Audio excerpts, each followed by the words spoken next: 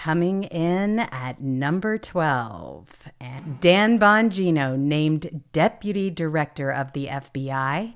This was a fantastic appointment by President Trump, AG Pam Bondi, and FBI Director Kash Patel. Dan knows what needs to be fixed, and he will get it done. Number 11, MSNBC cancels the Joy Reid show. The great news just keeps rolling in, and the most divisive. When it comes to protecting your people and your Don't property, know where that's the coming difference is from. often. It's a crazy thing that just happened. I don't know.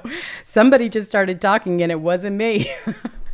Coming in at number 12, you've got the Joy Reid, and I think this is actually where it started. So let me just make sure this thing didn't just completely go cattywampus on me. It may again, just heads up. Goodness, you never know what's going to happen on a live show. Anywho, just making sure you're paying attention, said no one ever.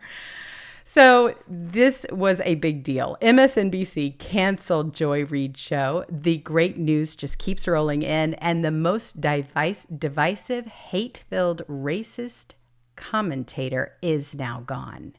If they keep firing all the divisive far-left lunatics, we are going to have to work harder to find people to make fun of. Sounds like a plan to me. I could definitely deal with some of that.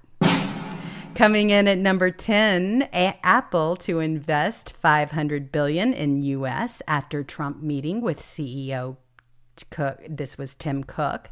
It will add 20,000 jobs over the next 4 years.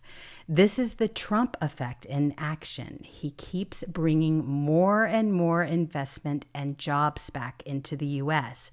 That's $500 billion, and it's exactly what we need. Number 9, Biden's IRS was caught leaking taxpayer information of over 40,000 Americans as leftists sue to stop DOJ over alleged privacy concerns. Leftist outrage is always ridiculously one-sided. They scream endlessly about the possibility of Musk causing a data breach, but remained completely silent when Biden's IRS actually did it. Coming in at number 8, Americans give Trump a big thumbs up and deliver crushing news to Democrats in a new poll. Despite what Democrats and the lamestream media are trying to tell you, President Trump maintained a 52% approval rating after his first month, including high marks for nearly all of his policies. The left does not understand how this is possible, and that makes it so much more enjoyable.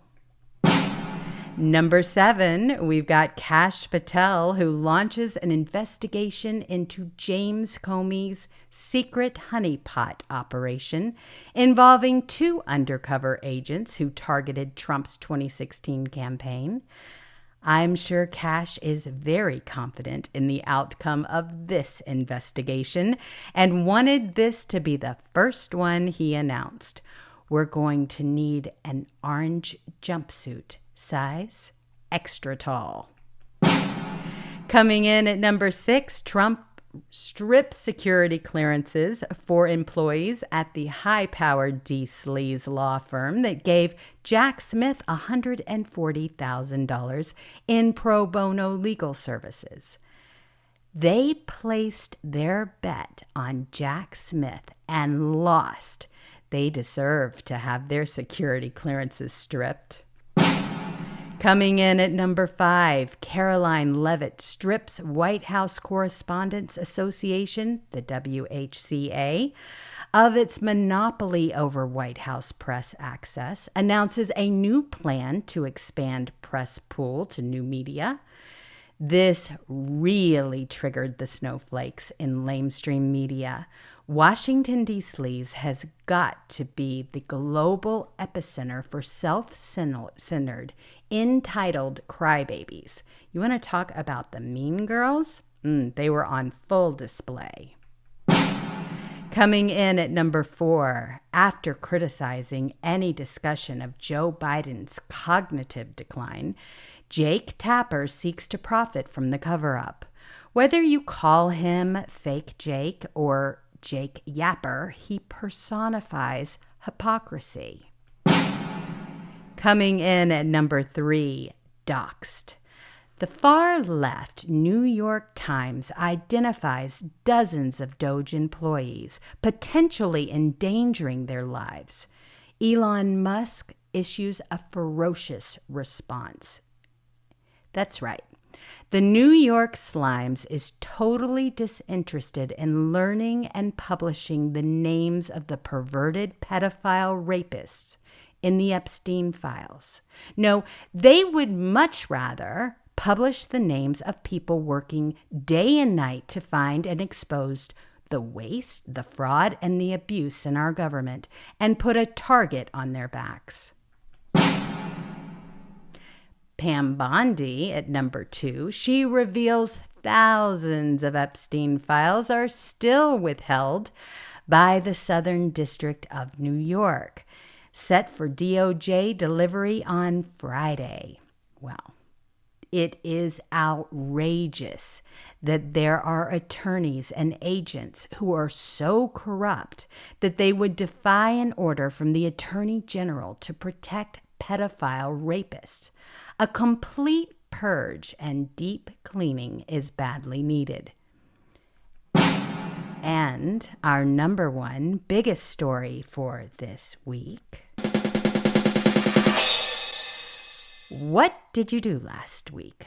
Well, this went on for days. Elon Musk announces Doge email question to federal workers with an ominous deadline.